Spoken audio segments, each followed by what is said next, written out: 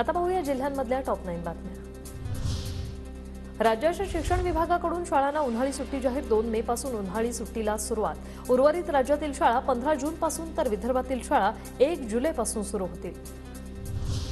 नाशिक जिल्ह्यात 20 दिवसांपासून बाजार समित्या बंदच। कांद्याची 700 कोटींहून अधिकची उलाढाल ठप्प। बाजार बंद असल्याने उन्हाळी कांदा काढणीचं काम रेंगाळलं। नाशिकच्या इगतपुरीमधील अनेक धरणं 20% कमी पाणीसाठा। पाणी टंचाईचा सामना करावा लागण्याची शक्यता।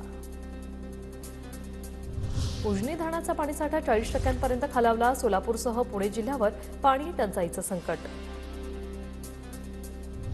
नांदेडच्या उमरी परिसरात अवकाळी पाऊस। अवकाळीमुळे जनावरांच्या चाऱ्याचं मोठं नुकसान। अनेक भागातील वृक्ष उन्मळून पडले। नंदुरबार जिल्ह्यात तापमानाचा पारा वाढला। 43 अंश सेल्सिअस इतक्या उच्चांकी तापमानाची नोंद। वाढत्या तापमानाच्या नागरिकांना झळा। पालघरच्या वाढवणमधील बंदराला उच्च न्यायालयाचा हिरवा कंदील। बंदराला विरोध करणाऱ्या मच्छीमारांच्या याचिका न्यायालयाने फेटाळल्या। साताऱ्याच्या निनाम येथील शेकडो वर्षांची परंपरा असणारी ज्योतिबाची सासनकाठी रवाना। एकादशीच्या मुहूर्तावर कोल्हापुरातील ज्योतिबा यात्रेसाठी पायी रवाना।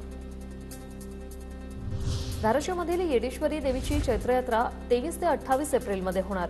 यात्रेची सर्व तयारी पूर्ण।